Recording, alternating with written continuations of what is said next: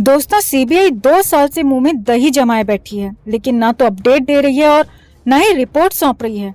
एक open murder case की जांच में भला कितना समय लग सकता है? 2 महीने, 4 महीने, 6 महीने, चलो मान लिया 1 साल, लेकिन 2 साल का समय बहुत लंबा हो जाता है।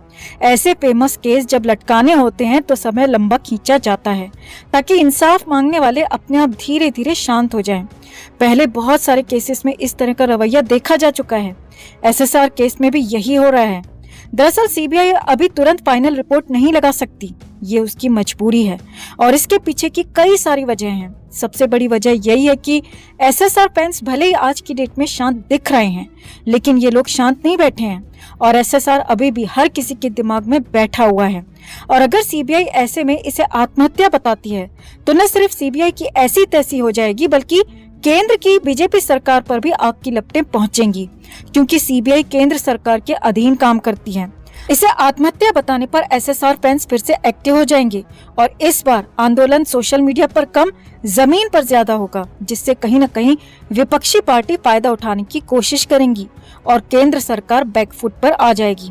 दोबारा आंदोलन शुरू होने का शक इसीलिए भी है क्योंकि ये एक क्लियर मर्डर है और इसे आत्महत्या बताकर पल्ला नहीं झाड़ा जा सकता। हाल फिलहाल में तो बिल्कुल नहीं। सीबीआई पर इस समय पॉलिटिकल प्रेशर है दोस्तों, और इसे इस मामले में चुप्पी साधे रखनी है और अभी मुंह नहीं खोलना है, क्योंकि उनको पता है कि मर्डर उनको दिखाना नहीं है और आत्महत्या वो दिखा नहीं सकते हैं। सीबीआई अगर इस मामले में मर्डर चार्ज लगाती है और जनता में ये संदेश जाता है कि सीबीआई ने ईमानदारी से काम किया है, तो उसका सीधा फायदा बीजेपी को होगा। लेकिन फैसले में देरी होना या 2 साल के बाद भी सीबीआई की चुप्पी इस बात का सबूत है कि मर्डर चार्ज बिल्कुल नहीं लगने वाले हैं। सीबीआई या केंद्र सरकार या खुद आज की डेट में भगवान जी भी धरती पर आ जाएं और ये कह दें कि ये एक आत्महत्या है, तो भी लोग यकीन नहीं करेंगे, क्योंकि ये एसएसआर केस में आत्महत्या जैसी कोई बात थी ही नहीं। शरीर पर चोट के निशान, पैर का टूटना, चेहरे पर चोट के निशान और गले पर रस्सी या बेल्ट के निशान काफी कुछ कहानी बयां कर रहे थे।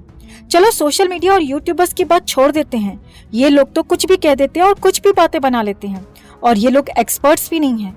लेकिन देश ही नहीं बल्कि विदेशों में बैठे कई डॉक्टर्स और फॉरेंसिक एक्सपर्ट्स ने खुलकर ये बयान दिया था कि आत्महत्या के बाद गले पर इस तरह के निशान नहीं बनते हैं जैसे एसएसआर के गले पर थे। एम्बुलेंस में एसएसआर की बॉडी ले जाने वाले लड़के ने भी कहा था कि एसएसआर के शरीर पर न सिर्फ चोट के निशान बल्कि उसके शरीर पर सुई और नीडल के निशान भी थे। चलो ये सबको भी एक बार साइड में रख देते हैं। सुधीर गुप्ता याद है आपको?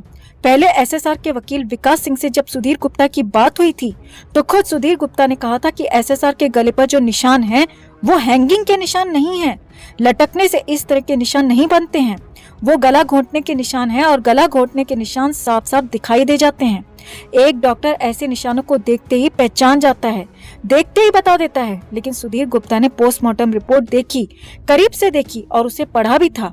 डॉक्टर सुधीर गुप्ता से बाद में जब इस बारे में दोबारा पूछा गया तो उसने नो कमेंट कहकर बात टाल दी। इस केस में ढेरों सबूत और बयान थे जो ये साबित कर रहे थे कि ये एक ब्रूटल मर्डर था और मर्डर से पहले एसएसआर को बुरी तरह से टॉर्चर किया गया था। इसीलिए कोई भी आत्महत्या वाली थ्योरी पर यकीन कर ही नहीं सकता। सरकार और सीबीआई भी इस बात को अच्छे से जानती हैं दोस्तों, इसी वजह से अभी तक सब कुछ शांत कर रखा है। इसी केस में ईडी ने भी जांच की थी, आप सबको याद होगा, जो भी एसएसआर के फैंस हमारे साथ जुड़े हुए हैं, वरना आज की डेट में हर कोई सब कुछ भूल चुका है। लेकिन ईडी की जांच का क्या हुआ? आज 2 साल के बाद भी किसी को पता नहीं चला है। चलो जी, मान लिया कि सीबीआई जांच कर रही है और टाइम लगता है, लेकिन ईडी का केस तो बहुत बड़ा नहीं था। ईडी तो अपनी जांच को बहुत जल्दी फाइनल कर सकती थी, फिर भी आज तक उसका फैसला भी नहीं आया। उसका कारण भी सेम है दोस्तों। ईडी अगर बोल देती है कि एसएसआर के पैसे का कोई हेरफेर नहीं हुआ है, कोई गड़बड़ नहीं हुई है और रिया चक्रवर्ती बेकसूर है, तो सोशल मीडिया पर एसएसआर के नाम का तूफान आना तय है। ईडी अगर रिया एंड गैंग को बेकसूर बताती है तो लोग सीबीआई पर भी सवाल उठाना शुरू कर देंगे। न सिर्फ ईडी की जांच सवालों के घेरे में आएगी बल्कि सीबीआई पर और ज्यादा दबाव बनता चला जाएगा और अगर सीबीआई पर दबाव बनेगा तो कहीं न कहीं नेता और सरकारें भी इसके लपेटे में आनी हैं। इसीलिए लोग भड़क न जाएं या आवाज उठानी शुरू न कर दें, सरकार की बुराई शुरू न कर दें। इसीलिए सीबीआई को म्यूट कर रखा है और सीबीआई म्यूट है, इसीलिए ईडी से रिपोर्ट लगवाने का सवाल पैदा ही नहीं होता। वैसे केस किस दिशा में जा रहा है या किस दिशा में जाएगा, आप इस बात से भी अंदाजा लगा सकते हैं कि रिया को उसका पासपोर्ट वापस मिल चुका है। कोर्ट ने रिया को विदेश जाने की इजाजत दे दी है अब वो विदेश आ जा सकती है।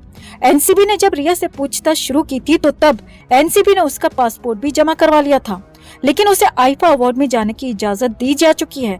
हालांकि कोर्ट ने कहा था कि उसे आईफा अवार्ड से वापस आने के बाद एनसीबी को अपना पासपोर्ट जमा करवाना होगा, लेकिन रिया के वकील ने पासपोर्ट जमा करने की डेट 15 दिन एक्सटेंड करवा ली है, यानी 15 दिन के बाद अब पासपोर्ट जमा करना होगा। ये एक शुरुआत है।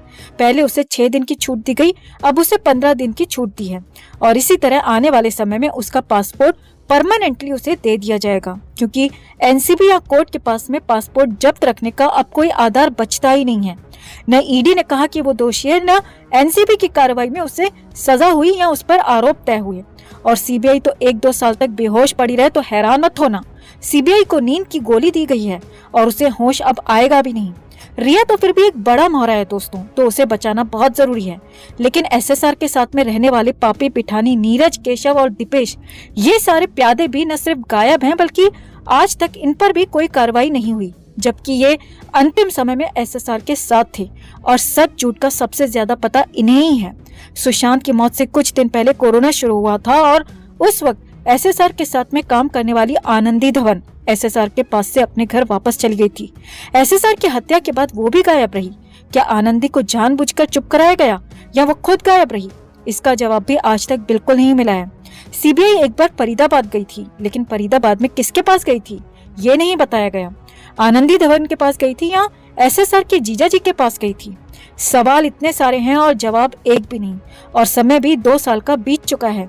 सीबीआई बिल में से बाहर निकलकर सामने आए, प्रेस कॉन्फ्रेंस करे और इसे एक आत्महत्या बताकर पल्ला झाड़ दे। ये इतना भी आसान नहीं है जितना दिख रहा है। एसएसआर की मौत के बाद एसएसआर के फैंस ने सोशल मीडिया पर जो तांडव मचाया था वो सीबीआई ने ही नहीं बल्कि देश की सरकारों ने भी देखा था। तो ये लोग इतना भी रिस्क नहीं ले सकते कि जनता फिर से सड़कों पर आ जाए और सरकार के खिलाफ नारेबाजी शुरू कर दे। यही वजह है कि इस केस में भी वही किया जा रहा है जो हमेशा से बड़े केसेस को दबाने के लिए किया जाता है। और एक चीज, जब भी कोई केस लंबा खींचा जाता है तो ये भी सच्चाई है कि इसका एक मकसद किसी न किसी बड़े मगरमच्छ को बचाने का होता है। एसएसआर का केस ऐसा है जो सबसे छोटे मोहरे दीपेश सावंत और नीरज से लेकर महाराष्ट्र के सबसे बड़े मगरमच्छ तक जुड़ता चला जाएगा। और ये चेन ऐसी है दोस्तों जिसमें बड़े बड़े नाम सामने आ जाएंगे जो महाराष्ट्र नहीं बल्कि देश की बड़ी बड़ी पार्टियों को हर साल करोड़ों रुपए का चंदा और डोनेशन देते हैं। ऐसे में आपको क्या लगता है, क्या एसएसआर को कभी इंसाफ मिल पाएगा? क्या आप एसएसआर को इंसाफ दिलाने का वही जज्बा आज भी रखते हैं जो 2 साल पहले इस देश की जनता ने दिखाया था? कमेंट में जरूर बताएं। और एसएसआर की ये मुहिम जारी रखने के लिए, सीबीआई पर दबाव बनाने के लिए इस वीडियो को ज्यादा से ज्यादा लाइक और शेयर कर अपना प्यार और सपोर्ट जरूर दिखाएं। चैनल को सब्सक्राइब कर चैनल के साथ जुड़कर हमारी आवाज को ताकत दें।